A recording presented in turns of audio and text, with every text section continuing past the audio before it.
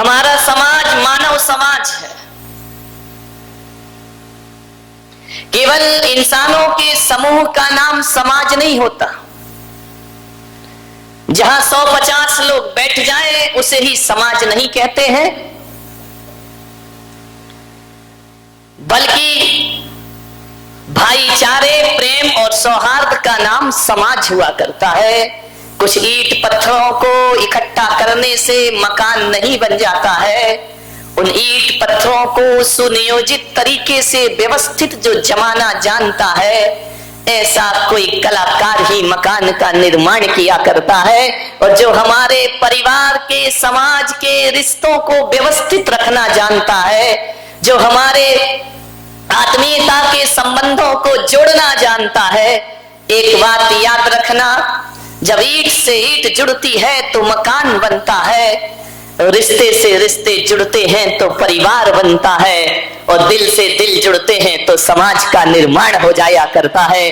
भाई इतना ध्यान रखना अपने जीवन में, जब दो अचेतन वस्तुएं जुड़ती हैं तो कोई ना कोई आकार जरूर बना करता है। हम तो चेतन लोग हैं, यदि हम आपस में जुड़ जाएं तो एक आदर्श समाज की स्थापना हो जाए। आओ आज बैठकर एक आदर्श समाज की स्थापना करें। आज का जो विषय है ना तो परिवार से संबंध है इसका, ना व्यक्ति से संबंध है। आज का विषय तो समाज और समूह से संबंधित विषय है। ध्यान रखिए, एक ऐसे समाज का निर्माण करें, एक ऐसा तीर्थ बनाए, एक ऐसी संकल्पना को साकार करें जो आने वाले युग के लिए एक मिसाल बनकर के खड़ी हो जाए। मान्यवर, भगवान महावीर ने 4 तीर्थ बनाए। उन्होंने अपनी जिंदगी में कोई बहुत बड़े तीर्थों का निर्माण नहीं किया। महावीर के नाम से जितने तीर्थ हमने बनाए, शायद महावीर ऐसा एक भी तीर्थ नहीं बना पाए। राम के नाम से जितने तीर्थ बने हैं, शायद राम ने अपने जीवन में एक भी तीर्थ नहीं बनाया होगा। महावीर ने एक भी तीर्थ नहीं बनाया, कृष्ण ने एक भी तीर्थ नहीं बनाया। लेकिन एक बात ध्यान रखना, ये लोग तीर्थों का निर्माण नहीं करते, बल्कि ये वो महान लोग हैं जहां चरण रख देते हैं वो स्थान अपने आप तीर्थ बन करके खड़ा हो जाया करता। इन्हें तीर्थ हमने बनाए, कुछ तीर्थ तीर्थंकरों ने बनाए। एक बात आदमी को सोच लेना है कि भगवान महावीर ने जो तीर्थ बनाए हैं उसमें ईंट पत्थरों की जरूरत नहीं पड़ा करती है, उसमें सीमेंट और गारे की जरूरत नहीं है, उसमें जमीन के टुकड़ों की आवश्यकता नहीं है। और महावीर ने जो तीर्थ बनाए उसमें पैसों की जरूरत नहीं, उसमें तो प्रेम की जरूरत हुआ करती है, आत्मीयता की जरूरत हुआ करती है। मनुष्य जो तीर्थ बनाता है वो ईंट पत्थर चूने सीमेंट से बनते हैं, लेकिन परमात्मा जो तीर्थ बनाता है वो आत्मीयता और प्रेम के रंग में रंग करके बना। महावीर ने 4 तीर्थ बनाए, हमने भी बहुत से बनाए। सम्मेद शिखर बनाया, गिरनार बनाया, पावापुर बनाया, चंपापुर बनाया, अष्टापद बनाया। वैष्णव परंपरा ने अयोध्या बना दी, वैष्णव परंपरा ने काशी बना दी, मथुरा को तीर्थ बना दिया। बहुत सारे तीर्थ मुसलमानों ने मक्का मदीना को तीर्थ बना के रख दिया। लेकिन मैं आपसे कहता हूं, मेरे भगवान ने भी एक तीर्थ का निर्माण किया है, और उन्होंने एक ही तीर्थ नहीं बनाए, उन्होंने 4 शाश्वत तीर्थों का निर्माण किया है। और वो 4 शाश्वत तीर्थ यदि महावीर के बनाए हुए हैं तो ईंट पत्थरों से नहीं बने मेरे भाई। वह तीर्थ यदि बने हैं तो मुनि आरिका, श्रावक श्राविका, ये महावीर के बनाए हुए 4 शाश्वत तीर्थ हैं। उन्होंने मुनि आरिका, श्रावक श्राविका, ये 4 तीर्थों का निर्माण किया है। महावीर ने साधु साध्वी और श्रावक श्राविका जैसे तीर्थ बनाए। मान्यवर, समाज भी एक तीर्थ है, जितने लोग यहां बैठे वही भी एक तीर्थ है, संत भी एक तीर्थ है, साध्वी भी एक तीर्थ है। और इनको जो मानता है वो श्रावक और श्राविका भी एक तीर्थ के समान हुआ करते हैं। ये चलते फिरते तीर्थ है, ये स्थायी नहीं है। ध्यान रखना, पत्थर के तीर्थों का तो जीर्णोद्धार किया जाता है, लेकिन महावीर के तीर्थ तो शाश्वत तीर्थ रहा करते हैं। ये कभी भी जीर्ण शीर्ण नहीं पड़। समाज भी एक तीर्थ है, मानिए। आपसे निवेदन है, ऐसी समाज का निर्माण करें जिसका धरातल अहिंसा और अपरिग्रह से जुड़ा हो, जिसका चिंतन जियो और जीने दो से जुड़ा हो, जिसके हृदय में करुणा धड़कती हो और जिसके नैनों में दया बरसती हो, वो महावीर का शाश्वत तीर्थ हुआ करता है। लोगों ने कहा कि जैन कौन हुआ करता है, तो मैं पुलक सागर कहता हूं कि जिसके घर का रसोई घर सूरज डूबते ही बंद हो जाता है और जब तक सूर्य उदय नहीं होता उसका रसोई घर ना खुले, तो समझना वो जैन का घर है, जैन का परिवार है। जिसके घरों में पानी छानने के छन्ने लगे रहते हो, समझना वो किसी जैन का घर हुआ करता है। और जिसके घर में संतों के आहार होते हो, समझना वो किसी जैन का घर हुआ करता है। आपके रसोई घर सांझ डलते ही बंद हो जाना चाहिए। मैं हरिद्वार गया, गंगा त्रिवेणी घाट हरिद्वार की हर की पैड़ी, वहां पर प्रवचन हो गए। त्रिवेणी ऋषिकेश भी गए, हर की पैड़ी पर भी गए। कितना सुंदर वह दृश्य है, दोनों तरफ गंगा बह रही है, बीच में एक हर की पैड़ी बनी हुई है। वहां जब गए तो लोगों ने कहा कि महाराज क्या आप गंगा स्नान नहीं करेंगे? दिगंबर संत तो करता ही नहीं।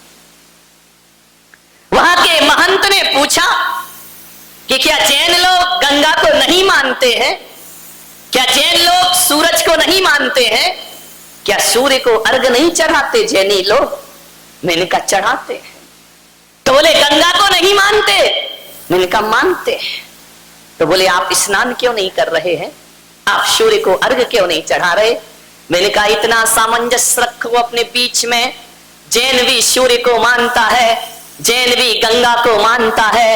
फर्क थोड़ा सा इतना सा हो जाता है कि हमारे मानने के तरीके अलग हैं और तुम्हारे मानने के तरीके थोड़े से अलग हुआ करते हैं। जैन दर्शन में, जैन साहित्यों में लिखा हुआ है, गंगा जब गंगोत्री से निकलती है, उद्गम होता है, उस गंगा का वर्णन किया है। वह गौमुख में प्रवेश करके अकृत्रिम चैत्यालय के जिनराज की वंदना करती है। वह अकृत्रिम चैत्यालय में भगवान के ऊपर से जब गंगा जमीन पर आती है, तो एक बात ध्यान रखना, जो जल हमारे तीर्थंकरों के ऊपर से गुजरता है, जैनी उसे जल नहीं गंधोदक मान के पूजा करते हैं। और एक बात याद रखिए कि जिसको जैन गंधोदक मान लेते हैं, जैन उस पर पैर नहीं रखते, बल्कि ऐसी गंगा को माथे पे सजा के रखा करते हैं, उसमें स्नान, क्योंकि स्नान करेंगे तो गंगा में पैर पड़ेगा।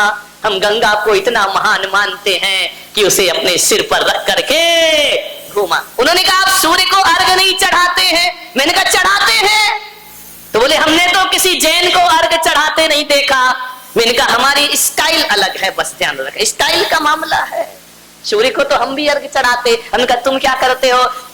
बोले हम गंगा में प्रवेश करते हैं, नहाते हैं और जल लेकर के सूर्य को अर्घ तर्पण करते हैं। मैंने कहा ये भी कोई पूजा हुई भाई? गंगा का जल लिया और गंगा में ही चढ़ा दिया। अरे इतनी ईमानदारी तो रखते कि अपने घर से एक लोटा पानी तो लेकर आते। लेकिन चलो वो उनकी परंपरा है, मैं उसका हृदय से सम्मान करता हूं, मैं कोई उन पे कटाक्ष नहीं कर रहा हूं। ध्यान रखना, मैं उनकी भावनाओं की कद्र करता हूं। लेकिन जैनों की जो भावनाएं हैं, जैन सूर्य में जिनेंद्र भगवान के दर्शन किया करता है और हम सूर्य से इतना सम्मान, इतनी पूजा, इतना बहुमान करते हैं कि जब हमारा सूर्य अस्त हो जाता है तो जैन खाना पीना छोड़ देते हैं। ये सूर्य की बहुत बड़ी वंदना हुआ करती है। और जब तक सूर्य नारायण नहीं आ जाते हैं तब तक जैन अपने मुख में भोजन नहीं। ये सूर्य की वंदना है, तरीके अलग अलग है, बात वही है, ध्यान रखिए। हमारा प्रेमी, हमारा परमात्मा हमसे बिछड़ जाए और हम खाना खाते रहें, ऐसा कैसे हो सकता है? जैन लोग सूर्य के बिछड़ने के बाद अन्न जल का त्याग कर दिया करते हैं। मैं जैनों की बात कर रहा हूं, ये आर्टिफिशियल जैन नहीं तो आजकल नकली जैन बहुत ज्यादा हो गए हैं। वो दिन खाएं तो खाएं, रात में भी खा रहे हैं, और रात में खाएं तो खाएं, ऐसी नादानी है कि नींद में भी खा रहे हैं। कई तो ऐसे कि मसाला दबा के ही सो जाते हैं। ध्यान रखना, पान मसाला दबा है, नींद आ रही है। ध्यान रखिए मान्यवर, एक मुसलमान समाज ने अपनी पहचान नहीं खोई। आज भी मुस्लिम जुम्मे का दिन आता है, शुक्रवार आता है, यदि सड़क पर भी मुसलमान खड़ा है और अजान का समय हो जाए तो मुसल्ला बिछा करके नमाज अदा करने लगता है। ये शिक्षा एक मुसलमान से सीखना चाहिए, हिंदुओं को सीखना चाहिए, जैनों को सीखना चाहिए।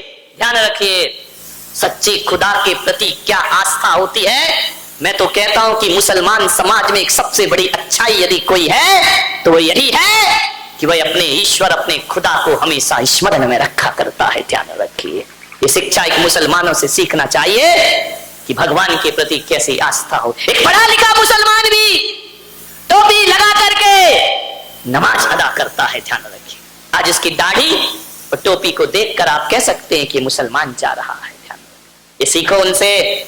मुसलमानों की बुराइयां करने से कुछ नहीं होता है। एक कौम दूसरे कौम की बुराई करे तो इससे कोई आप आदर्श व्यक्ति नहीं बन जाते हैं। मैं तो कहता हूं जिस कौम के पास जो अच्छाई हो उसका वर्णन होना चाहिए, उसका सम्मान होना चाहिए। क्या आस्थाएं हैं उनकी, विचार करिए। अभी मैंने देखा महाराष्ट्र में पहली बार, यहां तो सदियों से चल रहा होगा, संत ज्ञानेश्वर की जो पालकी निकलती है, लाखों लोग सड़कों पर आकर आस्थाएं व्यक्त किया करते हैं। इनसे अनुकरण करो अपने जीवन में। ध्यान रखिए, इनसे सीखिए कुछ। यदि सेवा सीखना है, कैसे सच्चे हृदय से सेवा की जाती है, तो ईसाई कौम से सीखो कि सेवा कैसे की जाती है। निस्वार्थ भाव से मदर टेरेसा कोढ़ियों की गलित कुष्ठ की उंगलियों में अपने हाथ से मलहम पट्टी किया करती थी। और मान्यवर, हम तो ऐसे महान कौम के लोग हैं कि किसी के जख्म को देखकर हमें घृणा पैदा होती है। ईसाइयों से सीखो सेवा क्या हुआ करती है। ध्यान रखिए, हम इतने महान लोग हैं कि हम मंदिर के बाहर जूते बड़ी मुश्किल से उतारते हैं। बड़ी कौम है, जैन समाज है, मोजे पहन के अंदर चले जाते होते, मेरे कमरे में आ जाते हैं लोग मोजे पहन करके। नमोस्तु महाराज, ध्यान रखिए। अरे अपने भगवान और अपने गुरुओं के लिए क्या आस्था होती है। यदि सीखना है तो किसी सरदार से सीखिए जो दूसरों के जूते में पालिश भी कर दिया करते हैं और अपने हाथों से जूते उठा करके रख दिया। सीखो इनसे। ये कौम है, ये वो समाज है जिनमें कोई ना कोई अच्छाइयां सब में हुआ करती हैं। ध्यान रखिए। एक मुसलमान आज भी अपनी पहचान बना के रखता है। एक ब्राह्मण आज भी जनेऊ डाल के रखता है, उनकी पहचान है। जिसके गले में जनेऊ पड़ी हो वो ब्राह्मण हुआ करता है,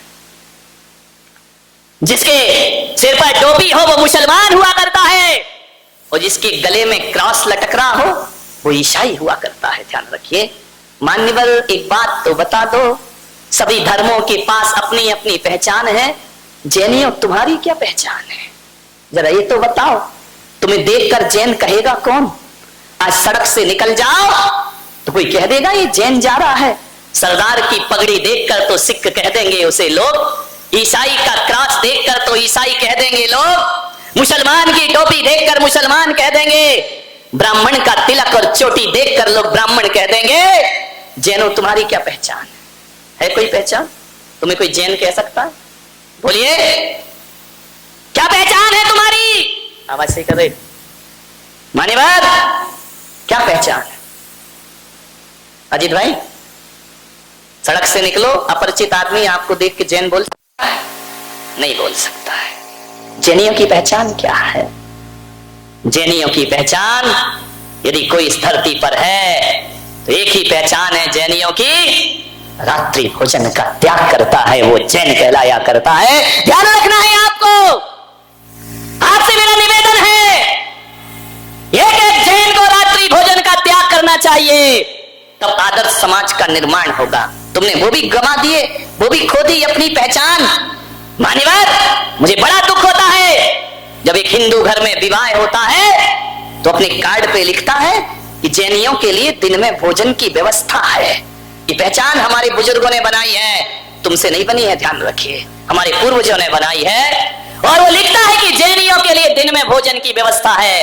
लेकिन दुख तो तब होता है कि जब जैनी उसकी शादी में जाता है और वो कहता है भाई साहब दिन ढलने वाला है, भोजन कर लीजिए, तो हमारा ये जैनी कहता है कोई बात नहीं, हमको तो चलता है। धत रहेंगे, शर्माना चाहिए आपको। आप कहते हो हमको चलता है, मैं आज आपसे कह रहा हूं, एक निवेदन है मेरा बड़ी विनम्रता के साथ कि आपको रात्रि भोजन करना है। मैं पुलक सागर एक नया नियम बना रहा हूं, यदि खाना है तो अपने घर के अंदर कमरे में बंद होके खा लेना, लेकिन जब भी सामूहिक स्थान पर जाओ तो वहां जाकर यही कहना कि हम रात्रि में भोजन नहीं किया करते हैं। ध्यान रखिए, जब कमरे में बंद होकर भोजन करोगे रात में तो एक बात याद रखना बारामती वालों, केवल तुम बदनाम होगे, लेकिन जब सभाओं में जाकर भोजन करोगे रात में शादी बारात में तो तुम बदनाम नहीं, मेरे महावीर बदनाम होते हैं, मेरा धर्म बदनाम हुआ करता है। सामूहिक रात्रि भोजन का त्याग करिए। बहुत सुन लिए घर परिवार के प्रवचन, आज सुनो बेटा तुम लोग, ध्यान रखिए, आज सुनो। सारा चरित्र साधुओं के हवाले कर दिया है, ध्यान रखिए। मंदिर कर दिए मालियों के, पुजारियों के हवाले। पुजारी पूजा करता है, करोड़ों की बोलियां लेकर मूर्तियां रख देते हो, पूजा करने का समय नहीं है तुम्हारे पास, अभिषेक करने का समय नहीं है। पूजा करेगा पुजारी, वाह, स्वाध्याय करेंगे पंडित विद्वान, चरित्र पालेंगे मुनि महाराज। ये क्या आदर्श बनाया हमने। मंदिर कर दिए पुजारियों के हवाले, शास्त्र कर दिए पंडितों के हवाले, चारित्र कर दिया मुनियों के हवाले, और तुम सब किसके हवाले? कौन बोला हवाला के हवाले हो गए हम? ध्यान रखिए।